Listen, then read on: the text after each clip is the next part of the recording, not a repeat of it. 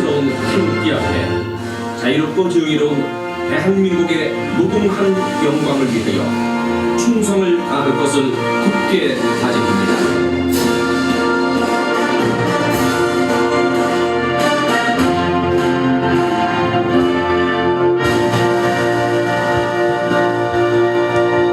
모두 자리에 앉아주시, 바로 모두 자리에 앉아주시면 되겠습니다.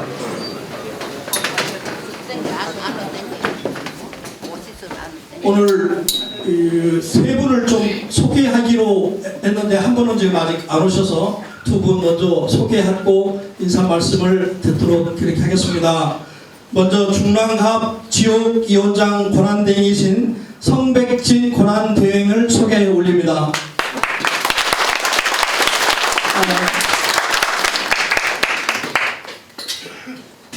오늘 성백진 의원 중앙으로 모셔서 간단하게 인사 말씀 듣도록 그렇게 하겠습니다. 뜨거운 환영의 박수를 부탁드립니다.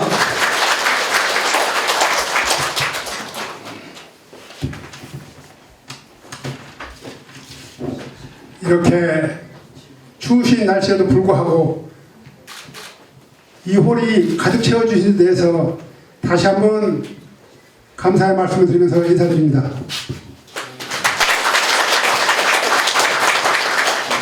오늘 이렇게 박원순 시장님 강연회가 있다고 그래서 우리 당원, 가불 당원님들이 많이 오신 걸로 알고 있습니다. 특히 저는 시의회 의장 직무대행을 하면서 박원순 시장님의 일거일동을 많이 주시를 해왔습니다. 박원순 시장님의 부임할 때 서울시의 부채는 20조 억이었습니다. 그런데 지금 현재 박원순 시장님은 7조 6천억을 빚을 갚았습니다. 이런 분이 당연히 앞으로 큰 대권의 꿈을 가져야 되지 않겠냐고 저는 생각을 합니다. 이명박 오세훈 시장 때 이렇게 서울시에 많은 빚을 졌음에도 박원순 시장께서는 서울시 살림을 헛되이지 않고 진짜 알뜰해서 이렇게 빚을 갚았다는 데서 우리 시민 한 사람으로서 다시 한번 고맙다는 말씀을 드립니다. 또 특히 올해 경제가 너무 어려워서 서민복지에 중점을 둬가지고 서민복지 예산의 10.4%를 더 증액을 했습니다. 나라가 진짜 꼴이 너무나도 엉망인데도 서울시 예산은 이렇게 꼼꼼히 살펴서 10.4%라는 예산을 증액을 시켜서 이렇게 서민들 삶에 도움이 되고자 박원순 시장께서는 많이 노력을 했습니다.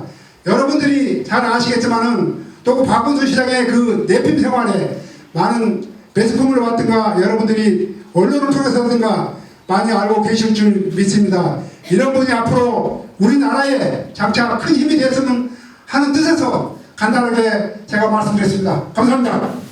고맙습니다. 성백진 의원님 좋은 말씀 감사합니다. 다시 한번 뜨겁게 격려의 박수를 부탁드리겠습니다. 고맙습니다. 국정농단 국회 청문회를 하는데 여러분 칭찬까지 하는 거 잘 보셨죠?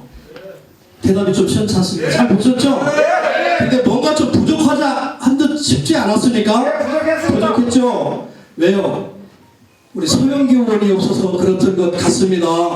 얼마 전에 SNS상을 보니까 국민의당으로 가신 박지원 대표께서 우리 서영기 의원님을 매우 칭찬하는 글을 써서 올리셨더라고요. 그래서 저도 늘 SNS상에 이렇게 요구합니다. 이제 모든 혐의가 다 잘못되는 것으로 밝혀졌으니까 민주당은 어떻게 해야 되겠어요? 복당시켜야 되겠죠? 이 복당이 됐으면 좋겠습니다. 그래서 최순실 국정농단 사건도 좀 정리하고 앞으로 있을 대통령 선거에서 우리가 바라는 정권 교체가 꼭 이루어졌으면 좋겠습니다. 이 정권 교체를 앞서서 행할 수 있는 우리 서영기 의원을 중앙으로 모시겠습니다. 뜨거운 환영과 격려의 박수를 부탁드립니다.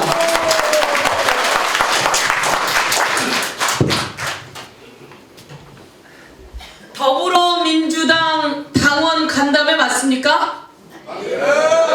더불어민주당 중랑갑을 당원 간담회 맞습니까?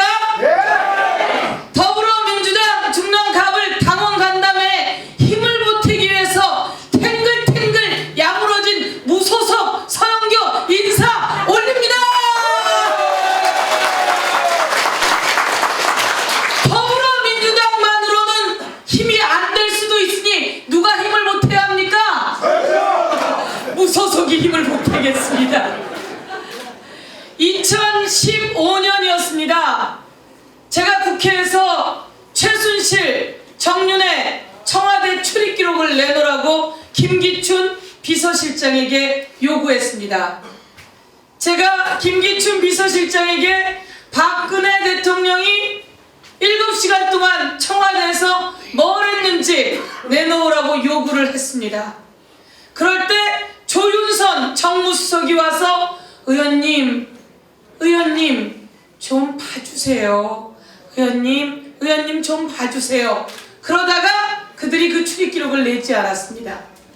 김기춘은, 최순실은, 정윤회는, 박근혜 대통령은, 문고리 3인방은 서영교가 얼마나 껄끄러웠겠습니까?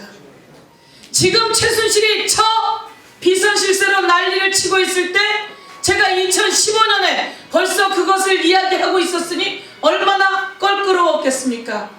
서영교가 선봉에 서서 총도 맞고 칼도 맞고 그래서 쓰러진 줄 알았는데 서영교는 이제 어떻게 되었습니까?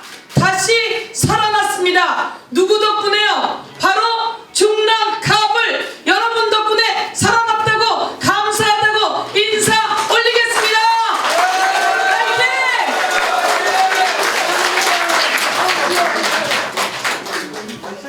죽이겠다고 했어도 이겨냈습니다. 그래서 더 탱글탱글해지고 더 야무러졌습니다.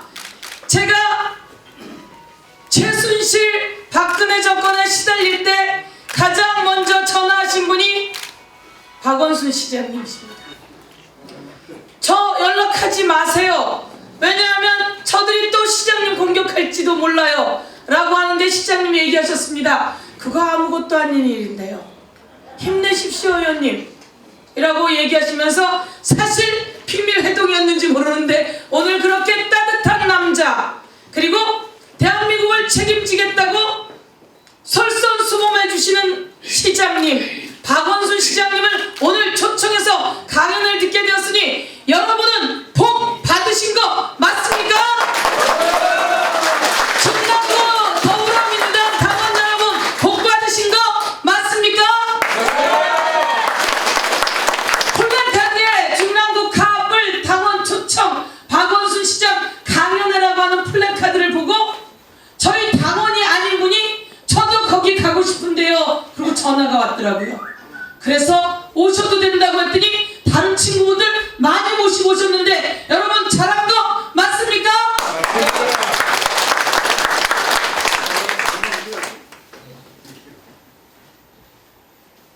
중랑구가 동부간선도로가 지하로 들어가서 한강 천변보다 훨씬 멋지게 만들어진 것이 예약되고 있다는 거 들으셨죠? 누구의 작품이라 그러죠? 박원순. 중랑구를 위해 태어나신 분 같습니다. 그리고 중랑구 산에는 역사문화공원 둘레길이 만들어지고 중랑 천변에는 장미축제가 생기고 수영장이 생기고 누가 예산을 보내줬다고 하지요? 박원순 시장님! 네 맞습니다. 박원순 시장님이 계셔서 중랑 가불이 발전하고 있습니다. 여러분 더불어민주당 당원 여러분 그리고 더불어민주당 시장이신 박원순 시장님 더불어민주당 국회의원님 박홍근 의원님 탱글탱글 야무러진 무소속 서영교가 확실하게 지원하겠다고 약속드리겠습니다. 정말 존경하고 사랑합니다. 여러분을 존경하고 사랑합니다. 옆에 잠시 나와 있지만 꼭 보답하고 꼭 여러분 품으로 돌아가도록 하겠습니다. 사랑하고 존경합니다. 새해 복 많이 받으세요. 고맙습니다. 서영교 의원님 고맙습니다. 다시 한번 격려와 뜨거운 응원의 박수를 부탁드리겠습니다. 우리 서영교 의원 연설을 듣는 도중에 우리 박원순 시장께서 지금 막 도착하셨습니다. 우리 뜨거운 환영과 격려 응원의 박수에 함성을 보내면서 오늘 이 시간 고맙겠습니다. 아까 선관위에서 나왔던데요. 우리 혹시 오해하실까봐 말씀드리는데 서영교 의원님이 당원 아니 몇 분 오시라고 한 겁니다. 전부 당원들만 분들만 계세요. 오늘 당원 행사이기 때문에 혹시 선관위원 나오셨으면 오해 없도록 해주실 것을 부탁드립니다. 다음은 무소속도 아닌데. 중앙을 박홍건 의원을 모시고 간단하게 인사 말씀 드리겠습니다. 우리 박홍건 의원을 중앙으로 모시겠습니다. 두 분은 하나의 박수를 부탁드립니다. 예, 늦은 시간 고맙습니다. 다행히 좀, 예, 제 팬들 있는 거 알아요. 저보다 앞으로 우리 박원순 시장님의 팬이 되어 주십시오. 다행히 오늘 좀 날씨가 풀렸어요. 그죠? 걱정을 많이 했습니다. 올해가 무슨 년이죠? 정유년. 거슬러 올라가면 1597년. 13척의 배를 가지고, 12척의 배죠. 이수신 장군께서 타깃길을 펼쳐가지고 그 수많은 일본의 수군을 물리친 그 정유년입니다. 역사가 돌고 돌아서 오늘로 왔습니다. 대한민국은 작년에 큰 홍역을 알았습니다. 대통령 한 명을 잘못 뽑은 문제만은 아니었습니다. 대한민국이 30년, 40년 동안 안반복을 떼보다가 놓치고 있는 것이 너무 많다는 것을 일깨워준 지난 연말이었습니다. 이제 우리는 대한민국의 새로운 갈림길에 서 있습니다. 불가피하게 조기 대선을 눈앞에 두고 있습니다. 저는 두 가지 말씀을 드리고 싶습니다. 첫 번째, 정권 교체를 우리가 이루지 못하면 우리는 후대에 우리 역사에 큰 죄를 짓는다는 심정으로 우리 당 활동을 또 이번 선거를 임해야 할 것입니다. 그 정권 교체는 제가 누누이 말씀드려온 것처럼 가장 확실한 방법이 있어야지 가능한 일입니다. 그냥 어물쩍 넘어가고 되겠지 생각하면 안 될 일입니다. 그런 점에서 가장 확실한 방법이 뭐냐? 뭐죠? 야권이 하나로 뭉치면 100% 가능하다고 생각합니다. 그렇지 않겠습니까? 그러면 예, 고맙습니다.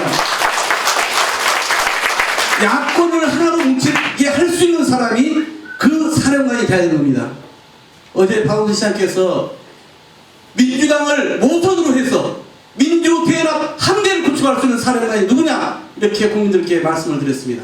그래서 확실하게 촛불 공동정부를 만들어서 우리 국민들의 저 뜨거운 개결망이 실현되는 촛불 시민혁명을 완수할 그런 정부를 만들 수 있는 사람이 누구냐? 이렇게 국민들께 여쭙습니다.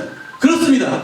왼쪽으로 보면 정의당, 오른쪽으로 보면 국민의당 1위까지 야권을 다시 하나로 뭉칠 수 있는 사람, 그 사람 통하는 것이 정권 교체를 가장 확실하게 할 수 있는 사람이라고 생각하는데 동의하시면 박수 부탁합니다.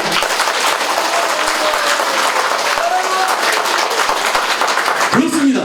설령 뒤틀렸다 하더라도 설령 각 당은 야당끼리 따로 있을지라도 그 야당들을 서로 신뢰를 통해서 협력을 통해서 모아낼 수 있는 가교 역할을 할 수 있는 사람이 지금은 확실하게 정권 교체를 이룰 수 있는 선봉에 서야 되는 것입니다. 두 번째는 무엇이냐? 지금 대한민국은 여의도 정치에 있어서 불신을 갖고 있는 국민들이 대다수입니다.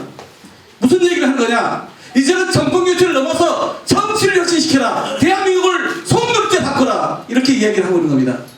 전면적 혁신을 원하고 있는 것입니다. 단순히 한번 그것을 이제 어제 시장께서는 3.15 시즌2가 아니다 이렇게 얘기를 하시던데 정말 전면적으로 이제 정치를 밑바닥에서부터 탈바꿈시켜야 되는 그런 혁신의 국가적인 혁신의 숙제가 남아 있습니다. 그걸 누가 더 잘할 것인가? 이게 우리가 지도자를 뽑아야 될 첫 번째 이 중에 또 하나입니다.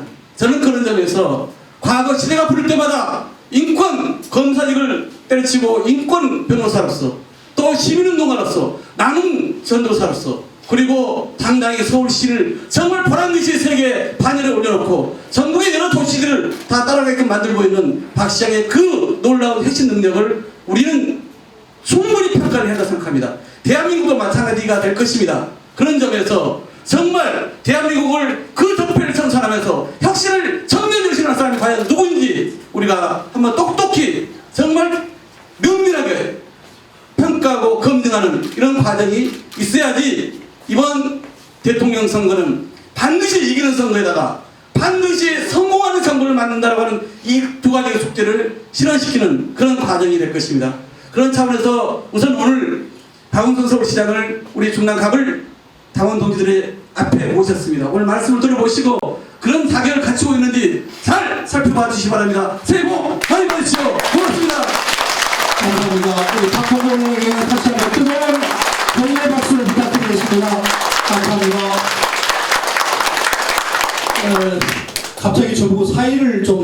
그래서 우리 박원순 서울시장님이 2017년 1월 1일 날 무슨 말로 인사 말씀을 쓰셨나 해서 인터넷을 좀 뒤져봤더니 이런 말씀을 쓰셨더라고요.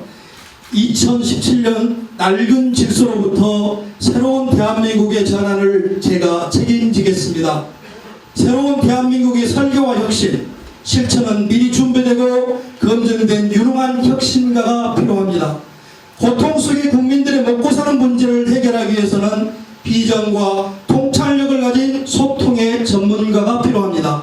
국민 여러분과 함께 새로운 대한민국을 만들고 싶습니다라고 1월 1일 날 쓰셨더라고요. 어디에 쓰셨는지는 잘 모르겠습니다만 하여튼 이 말을 쓰셔서 제가 베껴왔습니다. 우리 박원순 시장님을 모시고 촛불 시민혁명 어떻게 안수할 수 있을 것이라는 주제의 강의를 듣도록 하겠습니다. 여기 계신 여러분과 함께 새로운 대한민국을 만들고 싶어 하시는 박원순 서울시장님을 주어로 모시겠습니다.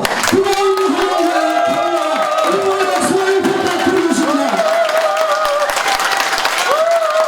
네, 선거법상 여론을 할 수 없음을 미리 말씀드립니다. 여러분 괜찮아요? 괜찮습니까?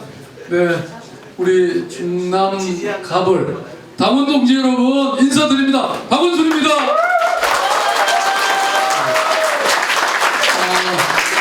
좀 전에 우리 박홍근 의원님, 서영기 의원님 두 분이 너무 명연설을 하셔가지고 제가 그만큼 연설 능력은 떨어지는데 어떡하죠? 네, 우리 서영기 의원님은 특별히 이 마이크가 필요 없는 분이세요. 뭐 국회에서 마이크 꺼져도 그냥 그대로 하시잖아요. 이제 우리 다시 민주당으로 돌아오시라고 여러분 박수 격려 박수. 우리 서영기 의원님은 제가 서울시장 그 보궐선거 나왔을 때 대변인으로 서울시 전역을 사실은 외치고 목이 다 쉬도록 그렇게 열심히 해주셨습니다. 다시 한번 박수 보내드리고요. 네.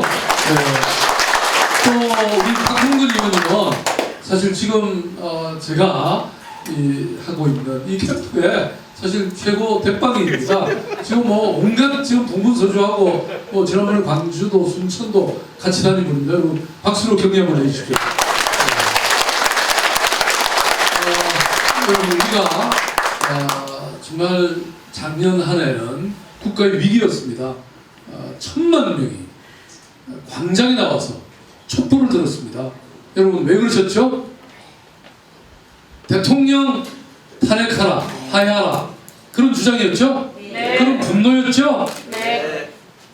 그러면 여러분 대통령 한 사람 탄핵시키려고 그렇게 많은 분들이 그리로 나오셨나요? 아니죠? 그렇게 국정농단하고 헌정유린한 박근혜 대통령은 당연히 하야시켜야죠? 네. 지금 탄핵 절차를 밟고 있으니까 아마 조만간 탄핵이 될 겁니다. 그렇지만 여러분 우리가 바라는 세상은 대통령이 물러다는 것만으로는 우리가 만족할 수 없죠. 완전히 낡은 질서를 무너뜨리고 새로운 대한민국 나라다운 나라를 만들어야 되지 않겠습니까 여러분?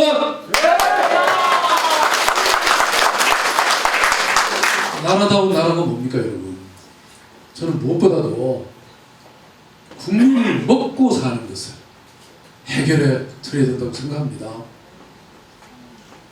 지금 대한민국의 이 재벌들은요 600조가 넘는 엄청난 돈을 곳간에 쌓아놓고 있는 거 아시죠? 네. 근데 우리 국민들은 어떻습니까? 국민들은 땡전 한 푼 없는 게 문제가 아니고요 1300조의 부채를 짊어지고 있습니다. 이 1300조가 되는 엄청난 부채를 우리 어깨에 짊어지고 고통의 강을 건너고 또 절망의 산을 오르는 그런 형국입니다. 그렇지 않습니까? 그렇습니다. 네. 여러분 지금 여기 빚 없는 분 손 들어보세요. 빚 다 있으신가 보네요. 그러니까 이 빚 문제를 우리가 해결해야 된다. 저는 그런 생각이고요. 그런데 그래서 이 지금 우리가 새롭게 맞이해야 될 대통령은 저는 정말로 유능한 사람이 된다고 생각합니다. 준비된 사람이 된다고 생각합니다. 여러분 우리가 박근혜 뽑아가지고 어떻게 됐나요? 망했죠. 대한민국 우리만 망한 게 아니라 대한민국 자체가 지금 망하고 있잖아요. 자존심마저 무너져. 맞습니다. 그런데 왜 그런 대통령을 뽑으셨습니까? 여러분들은 안 뽑으셨지만 대한민국 국민의 다수가 뽑은 건 맞잖아요. 다시 말씀드리면 대통령 우리가 잘 보고 뽑아야 된다 이겁니다. 대통령의 자격이 있는지, 진짜 유능한 사람인지, 준비가 돼 있는지, 자질이 제대로 돼 있는지 이런 거 보고 뽑으셔야 되는 거 아닙니까?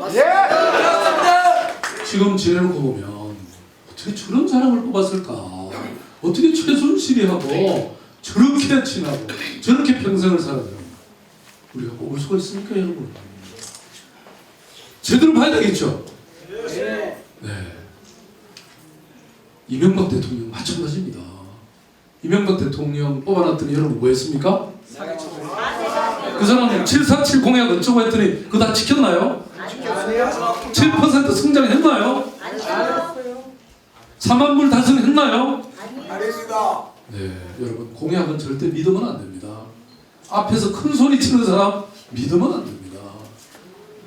그 사람을 제대로 판단할 수 있는 방법, 그 사람이 살아온 길을 보면, 그 사람이 걸어갈 길도 우리가 알 수 있습니다. 그 사람의 과거를 보면, 그 사람이 어떤 일을 해왔는지, 어떤 성취를 했는지, 어떤 삶을 살아왔는지, 얼마나 이웃들을 위해서 일을 해왔는지, 이런 걸 보면 여러분 그 사람의 미래가 다 보이는 거 아닙니까? 그 사람의 과거를 잘 봐야 되겠죠? 여러분, 제 과거를 얼마나 아십니까? 아름다운 가게 아닌데요. 아름다운 가게. 자, 제가 오늘 뭐 돈을 드리면 선거구입원이니까요. 사인 해드리는 거 정도는 괜찮죠? 우리 선관위 나오신 분 한번 확인 좀 해주세요. 사인은 괜찮을 겁니다.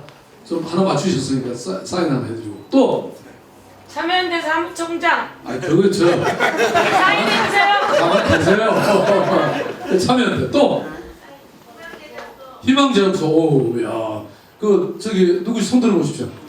예, 나중에 저 잘 파악해두세요. 앞으로 나오세요. 또 서울시 빚 갚은 거. 서울시 빚 갚은 거. 예, 서울시장 한 거. 그 구체적으로 따지면 제가 밤새워도 다 못해요, 여러분. 맞습니다. 저는 일단 살림꾼이 중요하다고 봅니다. 우리가 먹고 사는 문제를 해결해야 되니까 살림을 잘 살아야 될 거 아닙니까? 그죠? 네. 서울시 지난 5년 동안 채무 빚을 7조 6천억 갚은 거 아세요? 네. 좀 전에 송백진 의원님이 얘기하셨어요. 얘기하셨구나. 성백진 우리 부장님 어디 계세요? 여기 계셨는가? 그 미리 얘기하시면 어떡합니까? 제가 퀴즈 내려고 그랬는데. 그리고 그 돈으로 4조 원밖에 안 되던 사회복지를 8조 6천억으로 돌렸습니다. 2배 이상 돌렸습니다. 그 다음에 여러분 지하철 9호선이 이게 이명박 시장이 만들어 놓은 건데요. 이게 완전히 맥버린이 이런 민자에 유치했다가 그게 우리 시민들의 부담으로 간 거예요. 그래서 제가 그걸 완전히 우리 서울시의 전문가들을 모셔가지고 재구조화해가지고 시민들이 낼 돈 3조 2천억을 아꼈습니다, 여러분. 지금 대한민국에 이 국가부채, 공공기관 부채가 1200조가 또 넘습니다. 진짜 잘했다. 나라가 지금 망할 위기입니다, 여러분. 벼랑 끝에 몰려 있습니다. 이런 살림을 제대로 살 사람이 중요하지 않습니까?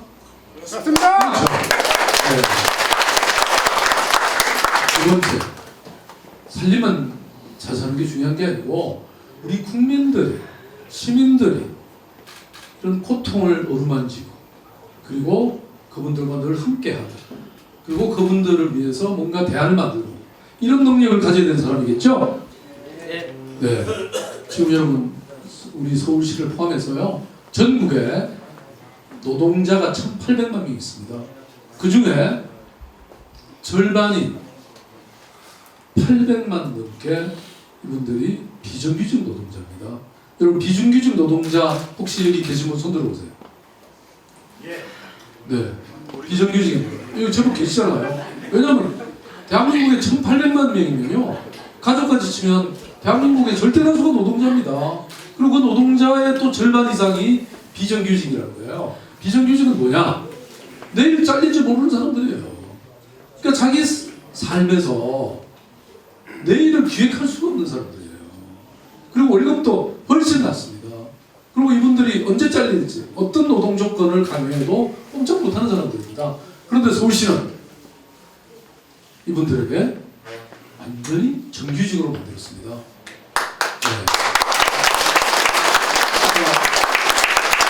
그런 분들이 비정규직 분들이 대체로 청소 노동자, 경비 노동자, 가난한 사람들이고 정말 힘없는 사람들입니다. 여러분, 정치가 뭡니까? 이런 억울하고 힘들고 가난한 사람들을 잘 보살피는 일들이죠. 네. 그런 일을 잘해야 되는 거 아닙니까? 그런 사람들과 함께 눈물을 흘리고 손 맞잡아주고 위로하고 공감하고 해결책을 만들어 주는 그런 게 정치 아닙니까, 여러분?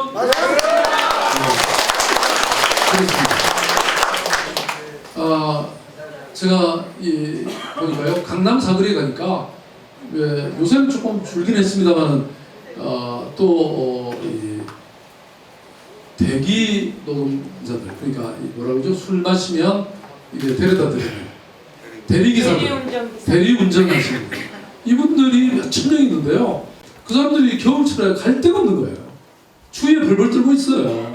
그래서 제가 요만한 휴게실 하나 만들어가지고요, 거기에서 따뜻한 커피도 한잔 하고, 그리고 혈압도 체크하고, 그리고 전화 올 때까지 기다리고, 그런 시설을 만들어 드렸습니다. 잘했죠? 이 따뜻한 마음을 가지는 사람이 국가 지도자가 돼야 이런 우리 서민들이 제대로 살 수 있습니다. 그래서 제가 공약한 것 중에 여러 가지가 있는데요. 지금 여러분, 이 금융이 필요하면 어려워지면 돈을 좀 빌려야 되잖아요. 어디 가서 빌리나요? 은행 가서 빌리죠? 근데 은행이 여러분 돈 잘 주던가요? 안 줘요. 담보 없으면 안 되죠? 절대 안 줘요. 돈 못 빌리셨죠? 네. 그러면 어디로 갑니까? 고리 대금업자한테 가는 거예요. 고리 대금업. 그리고 이 사람들한테 잘못 끌리면 여러분, 진짜 고리 이자가 너무 높단 말이에요. 그러니까 나중에 재산 다 뺏기게 돼 있죠. 그래서 제가 약속한 게 국립 서민은행을 만들겠다, 이겁니다, 여러분. 그리고 그런 대한민국 국민들이 누구나 어떤 상황에 처해도 기본소득이 생기게끔 만들겠다, 이른바 한국형 국민 기본소득을 주창하고 있습니다. 그게 뭐냐? 아이들 키우기 너무 힘드시잖아요, 그죠? 손자 손녀 키우시기 힘드시죠? 그 아이들이 제대로 자랄 수 있도록 육아수당, 양육수당을 준다는 겁니다. 두 번째, 청년들이 일자리 찾을 때까지 너무 힘들죠? 혹시 저 손자 손녀들 지금 일자리 못 갖고 힘들어하는 분들 손 들어보세요. 없어요? 다 취직 잘 됐어요? 다 힘들어요. 네? 부끄러워서 떨고 있습니다. 아. 그래서 이 아이들이 취업 준비할 수 있는 기간 동안 청년 수당을 주겠다 이겁니다. 서울시는 이미 사실은 했어요. 근데 중앙정부가 셈을 내갖고 이걸 거부를 했어요. 그렇지만 금년에 저희들 예산을 50만 원에다가 24만 원 더 플러스 해가지고 5천 명한테 주기로 이렇게 이번에 예산을 세워놨습니다. 이 돈이 얼마 안 되는 거죠. 그렇지만 청년들이 이거 안 주면요, 그만큼 알바를 더 해야 되는 거예요. 알바하는 기간 동안에 이 돈으로 아이들이 학원도 다닐 수 있고 또 그만큼 자기 성장을 위해서 뭔가 할 수 있는 그런 돈이 되지 않겠습니까? 그죠? 아프면 병원 보내주세요. 예? 아프리카 척추이다. 아프면 병원 보내주십시오. 아프면 병원, 조금만 기다려 보세요. 지금 방금 그 얘기 하려는데. 예?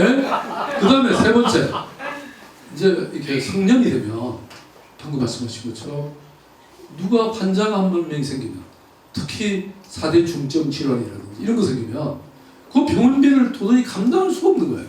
그러니까 집안 전체가 망해버려. 그러면 상병수당이라는 게 있습니다. 상병수당, 지금 우리 박 의원님 저기시죠? 보건복지 아니 미방입니다. 보건복지위원이 누가 계시더라? 예. 김상희 의원님 지금 저 돕는 분들이 대부분 다 예, 보건복지위원회 계셔요. 그런데 지금 뭐 이 뭡니까 이 의료보험공단에 20조의 돈이 쌓여 있어요.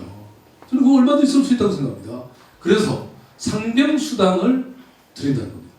그 다음에 또 실업자가 되면 갑자기 실업자가 되면 살기가 힘들어지잖아요.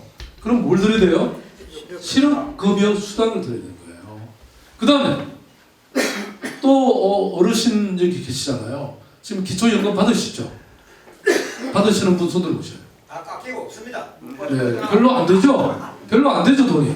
그거를 실질적으로 적어도 인간으로서 존엄성을 지킬 수 있을 정도의 수당을 드리겠다는 겁니다. 아 이러면 박수 안 나와요 진짜. 아니 여러분 진짜 억울하네요 제가. 왜냐면 이거 지금 다 하려면요 돈이 최고 35조가 필요합니다. 35조를 쓰겠다는데 어떻게 네.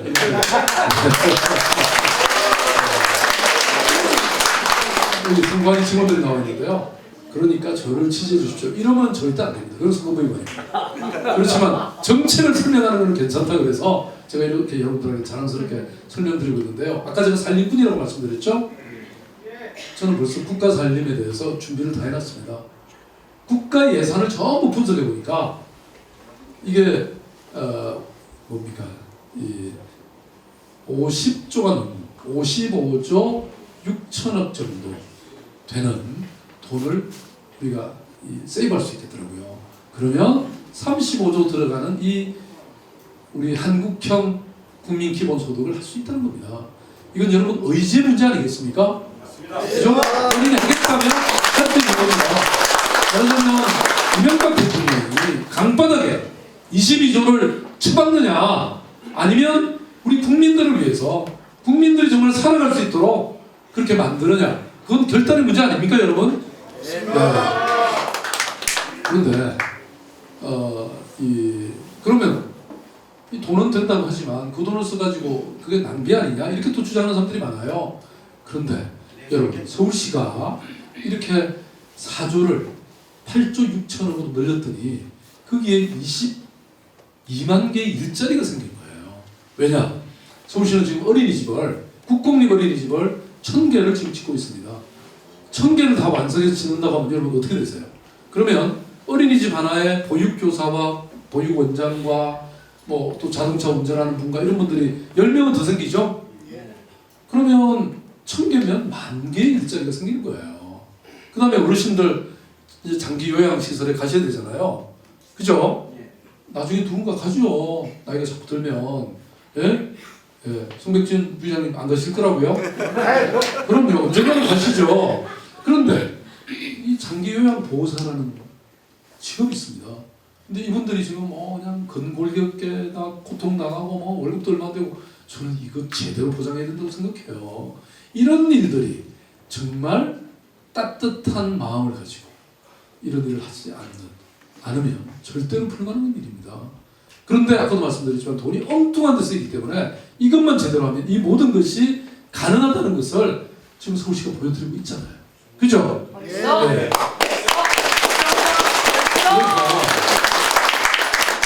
제가 말씀드리는 건 이런 겁니다.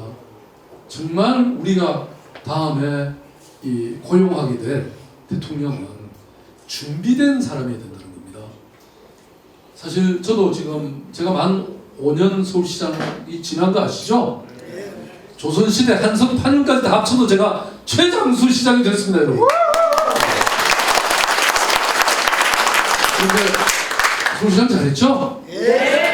그런데 그래도 제가 지난 5년을 돌아보면 야 이거 진짜 이렇게 할 걸, 이건 이렇게 더 빨리 할 걸, 이건 이렇게 좀 더 완벽하게 할 걸, 이런 후회와 성찰이 많습니다. 그런데 대한민국의 절반이라고 하는 이 서울시장하고도 5년 동안 제가 이렇게 후회가 있는데 하물며 이런 거 하나도 안 해보고 여러분 대통령을 제대로 할 수 있겠습니까? 못합니다. 네, 맞습니다. 더군다나 이번 선거는요, 선거 끝나면 그 다음날 바로 가서 직무를 봐야 됩니다. 준비되어 있지 않는 사람이 그 직책을 제대로 수행할 수 있겠습니까, 여러분? 못합니다. 지금까지 우리가 대통령 여러 유형이 있었지만 제대로 성공한 대통령이 있었나요? 없습니다. 물론 우리 김대중 대통령 사실은 준비된 대통령이셨습니다. IMF를 맞았잖아요. IMF 극복을 잘하셨죠? 그리고 남북 관계를 얼마나 평화적으로 우리가 잘 만드셨습니까? 그죠? 지금 계시지 않지만 우리가 박수 한번 보내드리십시오. 햇볕 정책을 계속 잘 추진해왔으면 지금 우리는 대박 났습니다. 왜냐? 지금 대한민국의 이 경제를 한꺼번에 한 큐에 해결할 수 있는 방법이 저는 북방 경제라고 생각합니다. 우리가 맞습니다. 네, 왜냐하면 북한에 2,000조가 넘는 지하 자원이 매설되어 있습니다. 그러니까 그리고 저한테 뭐 건설업자들이 와가지고요, 서울시에 일 좀 많이 달라 그러는데 우리가 어떻게 일을 갑자기 더 많이 만듭니까? 아까 말씀하신 중랑천 이거 지금 동북 간선도로를 지하화하고 이게 한 거의 뭐 1조 2천억 정도 되는 그런 공사죠. 뭐 이런 거는 일자리를 만들기도 하죠. 그렇지만 이런 공사 하나 갖고 우리나라의 대기업들이 또는 건설회사들이 어떻게 다 먹고 삽니까? 북한에서 철로를 놔가지고 시베리아까지, 모스크바까지, 파리까지 가야 되는 거 아닙니까, 여러분? 그러면 어마어마한 물량이, 건설 물량, 또 그것뿐입니까?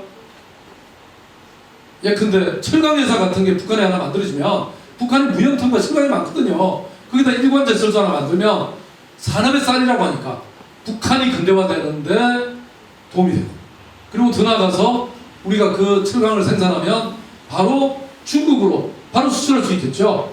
그리고 거기에 철로에 연결해서 바로 러시아로 수출할 수 있겠죠. 그리고 또 유럽까지 갈 수 있습니다. 그리고 이번에 개성공단 같은 게 10개와 100개가 더 생기면 통일은 거의 다 돼버리는 겁니다. 그렇죠? 네. 대한민국 경제가 살 수 있는 길이 거기에 있는데 도대체 사람들이 뭘 하고 있는 겁니까, 여러분? 개성공단 폐쇄하면 됩니까? 안 됩니다. 맞습니다. 그래서 이런 새로운 시대의 비전을 갖고 있어야 된다고 저는 생각하고요. 그래서 제가 이 바다 낚시를 한번 간 적이 있어요. 바다 낚시를 갔더니 막 낚시를 하는데 뭐 뿔갱이니 뭐 이상한 고기들이 올라오니까 사람들이 그거 뭐 잘라서 대충 해먹고 초장 찍어서 먹는데 한 시간 나갔는데요. 어디 섬 옆에다가 딱 정박을 해서 낚시를 하는데 어떤 사람이 광어를 이만한 걸 낚았어요. 광어. 진짜 엄청난 광어.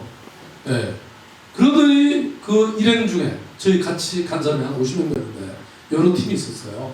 그런데 어떤 사람이 딱 나오더니 이 저고리 딱 벗고 나오더니 자기가 일식집 주방장이라고 했는데 회를 뜨는데 모든 사람들 다 입을 벌리고 쳐다보고 있었어요. 너무나 능숙하게 회를 뜨는데 한 접도 남김없이 살을 발리는데, 야, 이게 예술이구나. 진짜 유능한 셰프구나, 요리사구나, 그런 생각을 했습니다. 여러분, 지금 우리 대한민국이 아까 말씀드렸던 이 과거의 낡은 짓을 전부 청산하고 재벌개혁, 검찰개혁, 이 제왕적 대통령제 수술하고 개혁하고 이러려면 이 뭡니까?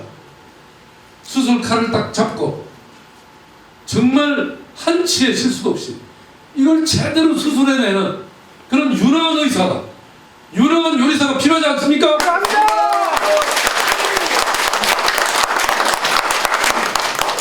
그게 제라고 얘기하지 않겠습니다. 네. 여러분 다 아실 수 있죠? 네. 저는 여러분 정말 뭘 하려고 한 사람이 아닙니다. 뭐가 되려고 한 사람이 아닙니다. 정말 우리 사회, 우리 세상을 어떻게 하면 좋은 세상으로 만들 수 있을까 늘 고민하고 행동하고 실천해 왔습니다. 여러분 아까 말씀하셨죠? 제가 사실 학교 다니다 잘렸어요. 그리고 어떻게 해서 그래도 사법고시 합격해서 변호사가 검사가 됐습니다 먼저. 검사만 해도 좋은 직업 아닙니까? 검사 제가 때려쳤어요. 사람 잡아넣는 게 그렇게 좋은 직업이 아니더라고요. 그리고 변호사가 됐습니다. 변호사 잘하면 잘 먹고 잘 살겠죠? 네? 근데 우리 여기 장유식 변호사님도 있습니다. 장유식 변호사도 엄청 바보예요. 그 제가 참여연대를 만들었더니 거기에 돈도 안 받는 변호사로 상근 변호사로 그때 1년간인가 2년간인가 일했죠. 예. 예. 훌륭한 변호사입니다, 여러분. 박수 한번 좀 받고.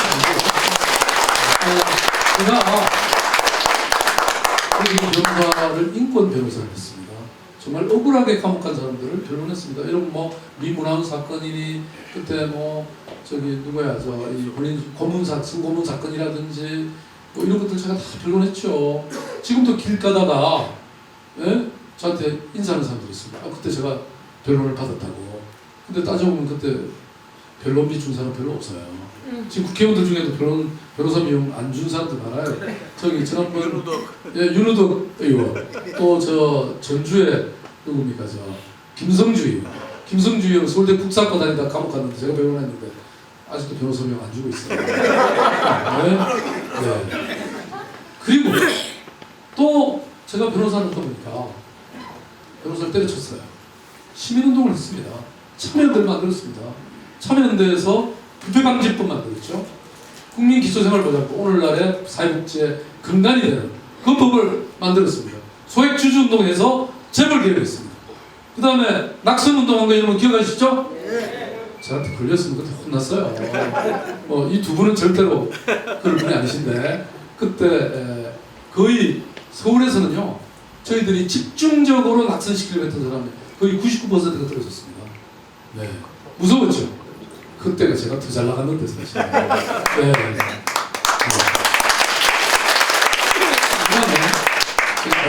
제가 아름다운 가게를 만들었습니다. 아름다운 가게 중랑에도 있나요? 네. 네. 있어요. 많이 이용하세요? 그게 사실 여러분 별거 아니지 않습니까? 버리는 거 헌거를 딱 기증을 받아갖고 수선을 한 다음에 싸게 팔고 그리고 남는 수익을 자선에 쓰는 겁니다.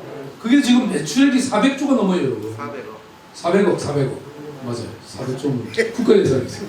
400억이 되고요. 400명을 고용을 했습니다. 저는 여러분, 사람이 자수성가해본 사람이 일을 잘할 수 있겠죠? 창업해본 사람이.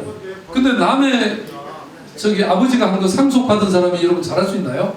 재벌 2세, 3세 잘하고 있나요?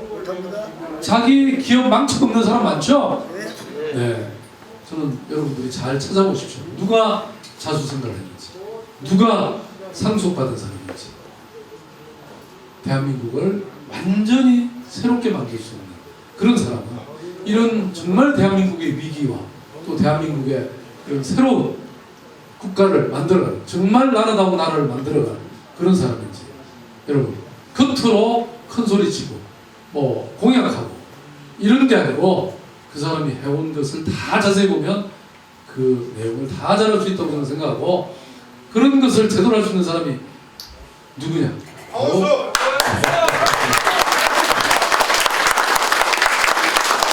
역시 우리 전남구에 우리 당원 동지 여러분들 다르시네요. 사람을 알아보실 수 있네요. 네, 사실은 저는 훌륭한 당원이 훌륭한 당을 만들고 또 정권 교체까지 하게 되고 또 훌륭한 국민이 훌륭한 나라를 만들 자격이 있다고 생각합니다. 다시는 박근혜 같은 사람, 다시는 이명박 같은 사람 뽑으면 안 되겠죠, 여러분? 마지막 한 말씀만 드리고 제가 끝내겠습니다. 저는 이런 꿈을 꾸어봅니다. 아마 여러분들과 똑같은 꿈일 겁니다. 대통령이 임기를 다 마치고 끝나고 나서 자기 손자, 손녀 데리고 거리를 산책하고 그러다가 카페에 가서 차 한잔도 하고 시민들과 함께 그리고 또 재래시장, 전통시장에 가서 국밥 한 그릇도 사 먹고 여러분 그런 대통령 우리 원하지 않으십니까? 감사합니다. 그런 세상을 위해서 우리 당원 동지 여러분과 저도 함께 열심히 뛰겠습니다. 오늘 함께 해주셔서 감사합니다.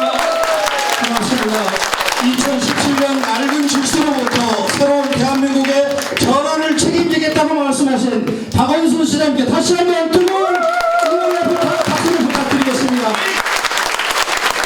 잘 들으셨습니까? 네. 서울시 맡겼던 것처럼 대한민국 맡겨도 될 것 같습니까? 예. 확신하십니까? 예. 동의하십니까? 그럼 우리 다 같이 세 번만 선거법 위반 안 된다고 하니까 세 번만 박원순을 연호하도록 하겠습니다. 박원순!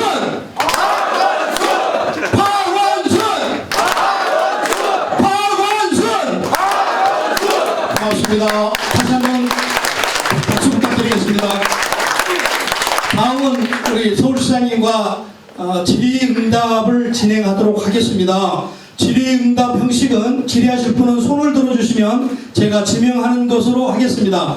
지명을 받으신 분은 성명을 말씀하시고 질의해 주시면 고맙겠습니다. 네, 잠깐만요. 마이크가 뒤에 없어서 잠깐만요. 예, 마이크가 뒤에 없어서 나오셔야 하셔야 되고요. 형식은 이렇게 하겠습니다. 텔레비 여러분 많이 보셨죠? 질문은 30초, 답변은 1분만 하도록 그렇게 하겠습니다. 30초가 넘으면 마이크는 자동으로 꺼주고요.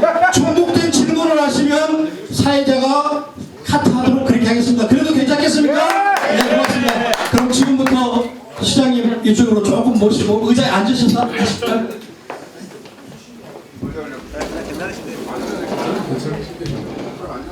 자, 질문하실 분 아까 질문 예 아까 제가 사회자 말씀드렸죠. 30초간만 하도록 하겠습니다. 네, 며칠 전에 뵙고 또 뵙습니다. 예, 중간 패션 봉제협동조합에서 나왔습니다. 안녕하십니까? 예. 참 저기 박원순 우리 시장님 참 대단하십니다. 우리 서울시 살림을 그렇게 알뜰하게 잘 챙기시고 좋은 말씀 많이 들었습니다. 예.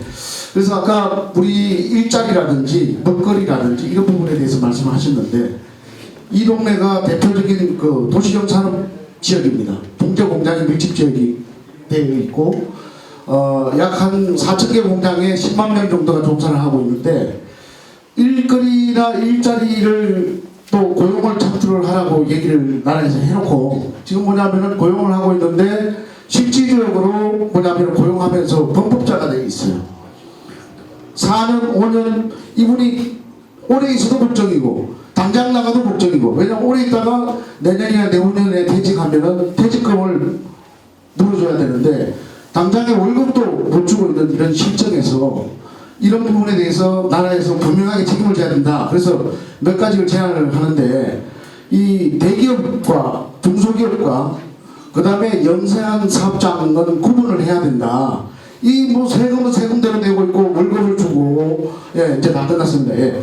그 세금을 주고 있고 좀 퇴직금을 못 주면 고발당해서 어디를 나가지를 못해요. 마무리 벗어나다가 건물소에 걸려가지고 벌금 내고 밤새 거기서 기다렸다가 이렇게 하는 경우가 있어요. 좀 그 부분에 대한 해명을 좀 뭐 좀 정책을 좀 말씀해 주십시오. 네, 고맙습니다. 네, 그 중요한 것은요. 저는 이런 공약과 정책을 내놓기에 앞서서 이렇게 늘 문제를 느끼는 또 고통을 당하는 분들과 자주 만나면 저절로 많은 것들이 해결되지 않겠습니까?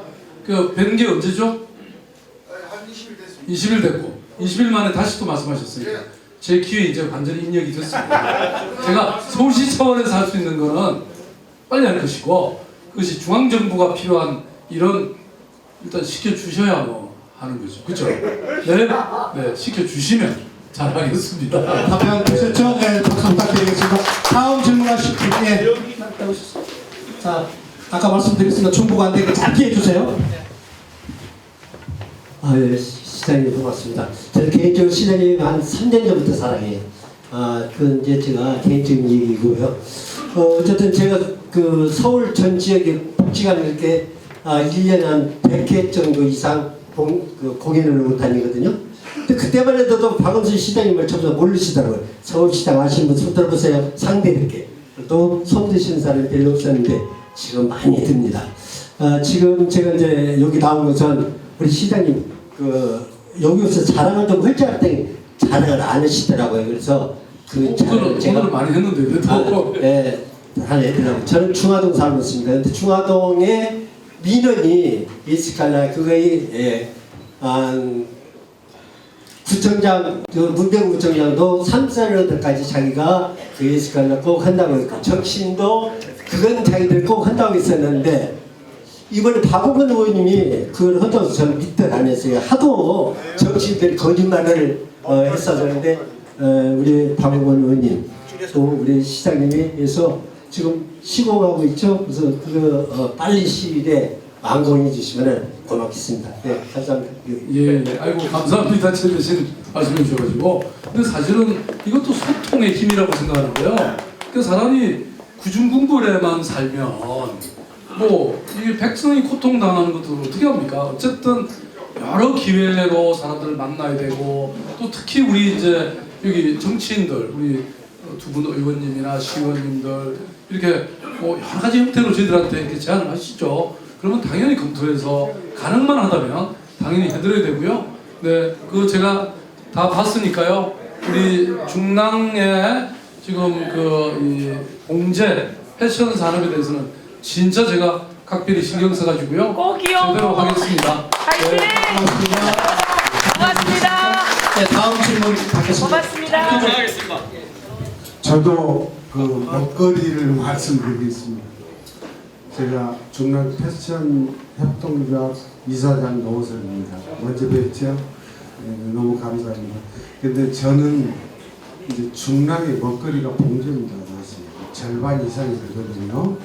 근데 딱 일이 끝나야 재래시장이 활성화되고 사람이 꼬여들고 실질적으로 봉제인이 절반을 차지하는 중랑구를 좀 제발 활성화시켜 주십시오. 나 이게 잘 알겠습니다. 네. 감사합니다. 예, 아무튼 중소기업을 살리는 게 우리 대한민국의 큰 과제라고 저는 생각했고요. 제가 할 수 있는 모든 범위에서 최선을 다하겠다는 파이팅! 네, 저기 질문하실 분들 더 계신가요? 네, 여성도 계시네요. 조금 말씀을 좀 먼저 드리겠습니다. 오늘은 그 우리가 주제에 정해놓은 것처럼 시장님의 전반적인 정치적인 것에 대한 질문을 좀 해주셨으면 좋겠습니다. 시장에 관한 것이거나 하는 것들은 다른 기회도 좀 있을 것 같고요. 그래서 그런 질문은 조금 애껴주셨다가 좀 해주시면 좋겠습니다. 떡볶이에 제사 지낸다고 뭐든지 좋습니다. 네. 네, 저기 여성이 딱 30초만 하겠습니다. 제가 다른 말씀 드리지 않고 간단하게만 말씀드리고 싶은 내용은 저희가 사는 동안 사람이 이렇게 사람 없고 사람 밑에 사람 없다는 말을 흔히 합니다. 만약에 정치권자가 되신다면 정말 사람이 이렇게 사람 없고 사람 밑에 사람 없다는 것을 어떻게 이루어내실지 포부를 좀 듣고 싶습니다. 네, 아까 제가 이미 답을 드렸는데 제가 왜냐하면 머리가 모자라서 아니 그게 아니라 미래에 그 사람이 어떻게 하겠다는 약속 믿지 말라는 겁니다. 그 사람이 과거에 어떻게 살아왔는지 어떤 태도로 인간을 대해왔는지 그걸 저는 보시면 되지 않을까 싶거든요. 좋은 답변 감사합니다. 네, 앞으로 두 분만 더 하겠습니다. 두 분만. 못하신 분들은 다음 기회를 이용을 좀 해주시고요. 왜 못하냐면 자꾸 다른 분들이 가시니까. 이렇게 하겠습니다. 30초만. 여성분이 한 번도 안 왔으니까 먼저 드리도록 하겠습니다. 30초만요. 짧게. 안녕하세요. 반갑습니다. 박원순 선생님. 제가 이제 오늘 보고 처음에 느꼈는 것은 세월호 배지 달았네 싶은 거였어요. 그동안은 항상 좀 아쉬운 점이 세월호 배지 달아는 분이 이재명 시장밖에 없었었거든요. 근데 지금 이제 달았는 이유는 그 전에는 왜 못 달았는지가 궁금하고요. 다시 달게 된 이유는 또 뭔지 그게 궁금하고요. 왜냐 그러면 시장님 느낌이 약간 그 유능한 관료 느낌 있잖아요. 그러니까 정부하고는 척을 지지 않고 그러면서 정부하고 적당히 잘 지내면서 세월호 같은 거 얘기 안 해서 예산을 좀 잘 따와서 이렇게 그 시민들이 좀 잘하게 적당히 관료로서 이렇게 타협하는 그런 느낌이 있었거든요. 그러니까 세월호라든지 사드 같은 이런 것을 좀 강하게 못 밀어 붙인다. 이런 느낌이 있었는데 오늘 보니까 그걸 달아서 그게 좀 궁금하고, 그리고 두 번째는 며칠 전에 저 뉴스에서 봤었는데 시장님이 그 문재인 대표는 청산해야 될 적폐라고 말씀을 하셨는데 제가 구체적인 이유를 뉴스에서는 안 나오고 그냥 그것만 달랑 나와서 왜 그렇게 되었는지 이유를 좀 더 자세히 듣고 싶습니다. 감사합니다. 너무 억울합니다. 왜냐하면 세월호의 경우에 그 광화문에 세월호 캠프를 만들게 한 사람이 누구죠? 박원순.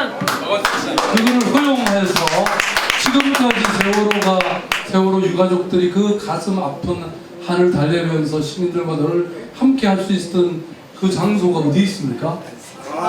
이게 누가 허락했습니까? 네. 저는요 사실은 국감 때나 시의회 때도 저보고 그걸 갖고 비판하는 사람들이 많았습니다. 그렇지만 제가 지켰습니다. 이 빠지 하나 들고 다니 물론 이것도 중요하죠. 저도 옛날에 들고 다녔어요. 그런데 저는 그래서 제가 아까 말씀드렸잖아요. 늘 외관을 중시하잖아. 그 사람의 속마음이 실제로 했던 행동이 무엇인지를 조금은 보실 필요가 있다는 거죠. 저는 이번 이 촛불 전국은요 세월호로부터 시작됐다고 생각합니다. 세월호가 광화문에 있었기 때문에 그래서 그 유가족들이 또 많은 국민들이 함께 했기 때문에 가능했다고 생각합니다. 잘 좀 살펴주십시오. 그 다음에 전북풍경을 가는 거는요 저는 기본적으로 우리가 사실 크게 보면 하나의 동지로서 이 경선의 과정이나 이런 것들이 판이 깨지지 않게 정말 일정한 검도를 가지고 해야 된다고 생각합니다. 또 그렇지만 동시에 서로를 얼마든지 저는 함께 논쟁하고 서로 비판하고 함께 해서 말하자면 이것이 국민들에게 좀 더 역동적이고 또 감동적인 그런 게 될 수 있도록 해야 된다고 생각합니다. 그러면 서로에게 좋은 말만 하면 사실 뭐 그거는 이 뭐랄까 역동적인 그런 힘이 생겨나지 않죠. 저는 감히 말씀드리면 지난번 대선 때요 그 이 한나라당이 왜 이겼습니까? 왜 박근혜 대통령이 당선됐습니까? 그 당시에 혁신위원회라는 걸 만들어가지고요 그게 김종인 굉장히 그 당간에 이질적인 사람들을 막 데려왔어요. 예? 이런 사람들이 와서 뭐 그냥 당이 막 위태위태할 정도로 심지어는 그 당의 정체성과 배치될 정도의 이런 것들을 막 가져와서 했잖아요. 그러니까 국민들이 보기에 굉장히 혁신적이고 개혁적인 정당처럼 보였죠.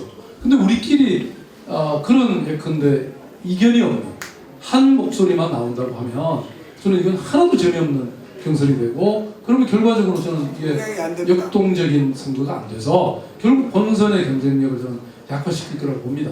그렇지만 걱정하시는 거는 제가 다 잘 지켜서 어쨌든 이게 신나고 재미있는 축제 같은 그런 경선이 돼도 저도 최선을 다하겠습니다. 답변 시간을 좀 지켜주시기 바랍니다. 마이크 꺼질 뻔했습니다. 30초만요. 예, 알겠습니다. 안녕하십니까. 저는 중남 갑구 명목 38동에 사는 김왕태입니다. 만나서 반갑습니다. 새해 복 많이 받으십시오. 제가 오늘 박원순 시장님의 5년 동안의 임기하시면서 좋은 일을 많이 하셨다는 것을 오늘 처음 들어서 잘 알았습니다. 아주 우리 서민 정책에서 아주 어려운 부분들을 긁어가면서 한다는 것을 저도 지식을 저도 지지를 하면서 제가 한 가지 묻고 싶은 것이 있습니다. 묻고 싶은 것은 우리 5년 동안 시장직을 역임하시면서 65세 이상 즉 지금 65세가 젊다라고 그러면 70세 이상 실버 주택에 대해서 실버 임대주택에 대해서 그런 정책을 만들어서 어디 한 곳이라도 한번 시행한 곳이 있는지 아니면은 앞으로 그러한 계획을 가지고 있는지 또 앞으로 대선에 나가셔서 당선이 된다라고 가정했을 경우에 70세 이상의 노인복지법 65세로 규정이 되어 있어요. 근데 요즘 젊다 하니까 70세라도 실버주택, 임대주택을 아는 곳에 평수를 8평, 12평으로 해서 이 주택을 적극적으로 추진해 주시면 대단히 감사하겠습니다. 이것이 우리나라에 제가 그 사업을 그렇게 해보면서 실패도 하고 또 우리나라에 실질적으로 성공한 데가 없습니다. 대한민국의 실버주택에 대해서 명기건설, 삼성 맥주 하고 있습니다만 전부 다 돈으로 하고 있어요. 실질적 운영상에. 그래서 저렴한 그 공사 금액을 서울시에 많은 곳에 할 수 있다라고 저는 판단합니다. 실버 주택에 대해서 우리 중량구에서 세 군데가 전 있다고 판정을 하고 있어요. 실버 65세 이상의 할 지역이 있습니다. 그것을 하려면은 우리 시장님이나 철도청이나 아니면 국토훈련위에서 그런 것을 한번 잘 만들어주시면 감사하겠습니다. 예, 알겠습니다. 예. 지금 사실은 저희들이 아까도 말씀드린 것처럼 제가 지난 임기 때 8만호, 지금 현재 8만호를 지금은 이제 아직 임기가 좀 남아 있으니까 짓고 있는데요. 이 16만 호는 지금 현재 서울시가 그동안 역대 시장들이만 했던 게 다 합쳐서 25만 호도 안 됩니다. 근데 거의 거기에 해당되는 16만 호를 제 임기 중에 짓는 거니까 아무튼 굉장한 노력을 저희들이 하고 있는 거죠. 뭐 거의 1년에 1조 정도 투자하면서 계속 공공임대주택을 짓고 있는데요. 서울은 땅이 사실 굉장히 부족합니다. 그래서 매입형 주택이라든지 또 이 저 역세권 뭐 활용한다든지 뭐 여러 가지 방식을 하고 있는데 어쨌든 뭐 정부 입장에서는 더 많은 주택을 지어야 되고요. 그 다음에 이제 근데 또 주택이 있는데 빈집이 또 많아지고 있습니다. 지금 인구는 좀 줄고 있고 그렇기 때문에 또 빈집을 어떻게 활용할지라든지 주택에 관련된 굉장히 다양한 정책이 필요한데 뭐 지금 시간이 제가 1분도 좀 넘으면 안 된다 보니까 나중에 따로 저를 한번 찾아주시죠. 예, 알겠습니다. 다시 한번 찾아뵈서 말씀드리겠습니다. 현재 그 금액 가지고는 서민들이 입주할 수가 없습니다. 네. 현실하고 공통이 됐습니다, 정책이. 그래서 실버 노인 주택을 만들어야 된다고 생각합니다. 감사합니다. 땅값이 하도 비싸가지고 네, 알겠습니다. 지금 8만 원 감사합니다. 감사합니다. 예, 마지막으로 이제 한 분만 더 질문을 받고 마치도록 그렇게 하겠습니다. 짧게 해주세요. 짧게. 예, 안녕하십니까. 중랑 을의 신내동에 사는 이창규라고 합니다. 오늘 서울시장님을 참 여러 먼 곳에서 여러 번 봐왔고 많은 것을 감찰해 왔는데 대권에 나가시겠다 하니까 그래서 제가 질문 좀 드리고 정책을 하나 드리고 싶어서 나왔습니다. 오늘 이 토론 과제가 보시면 촛불 시민혁명 어떻게 완수할 것인가에 대한 답을 명확하게 함으로 해서 대권을 잡을 수 있다고 저는 판단하고 있습니다. 지금 여태까지 나온 것은 우리 삶에 대한 얘기를 하시고 이제는 우리 국가의 정책과 국민의 마음을 어떻게 사로잡을 것인가에 대한 얘기를 제가 한 꼭지를 올리겠습니다. 저는 저희 참 중남구에 우리 훌륭하신 박원건 의원도 참 자랑스럽습니다. 그리고 만나질 못해서 정책을 많이 건의를 못 드립니다. 사실은. 그래서 오늘 어려운 자리에 하나만 제가 부탁을 드리겠습니다. 촛불 현장에 가면요, 국민의 마음을 어떻게 읽을 것인가 하는 얘기가 공통점이 있었어요. 박근혜가 너무 하는 게 개판이다. 그래서 우리 아이들에게 이런 나라가 이렇게 됐다는 것을 알려주고 싶었다. 그리고 우리 아이가 이런 일을 재발하지 않도록 나는 들고 나왔다는 것이 우리 모인 분의 공통점에 대한 과제입니다. 이걸 해결을 하셔야 대권을 잡을 수가 있다고 저는 봅니다. 다만 오늘 여기에서 어떻게 완수하느냐 이겁니다. 이제. 그래서 저는 서울시장님께서 대권에 출마하신다고 한다면 지금 우리나라의 정치가 박근혜로부터 시작돼가지고 이렇게 망가지고 쪼그라들고 자존심마저 없어져 버린 겁니다. 대통령은 그야말로 우리가 믿었던 누가 뽑았든 간에 정말 덕이 있고 훌륭하기 때문에 대통령이 된 겁니다. 그리고 우리 아버지고 할아버지 인간적으로 보면 최고의 권력자고 최고의 덕이 있는 분이고 최고의 지식가고 우리의 리더이기 때문에 대통령이 된 거 아닙니까? 이런 분이 탄핵 정부에 나와서 도대체가 이게 국민인지 사람인지 대통령인지 질질 꺾고 그런 모습을 보이는 거짓말하는 모습을 보면서 우리가 이런 것은 우리 정신이 한패되고 그 다음에 외국이 보는 데서 그렇게 했기 때문에 중국이 우리나라를 바다를 침략하고 영공을 침략해도 깜짝 못하고 지금 우리가 당하고 있습니다. 마이크 꺼집니다. 자 잠깐만요. 그 다음에 미국이 우리를 무기 팔아먹겠다고 이렇게 난립니다. 자 그렇다면 우리 대권 잡으실 분은 우리 국민의 이 아픈 가슴을 이게 모여서 가슴을 쪼가들었는데 우리 생명에까지 위협을 느끼고 있어요. 그래서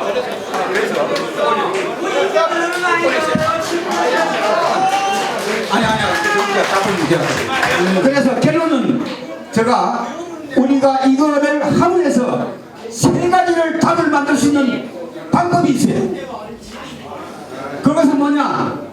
대권에 나오신다면은 시장 공약으로 우리도 행복위를 만들어야 되겠다. 이거 할 수가 있겠느냐? 그러면요, 중국이 우리를 동북공정을 하겠다고 강요진동을 할 것이고, 미국이 우리를 그렇게 보지 않을 거라고 저는 봅니다. 그래서 대통령 위선으로 우리 가슴을 썰어줄 수 있다고 저는 보는데, 한번 좀 결단 한번 내려주십시오.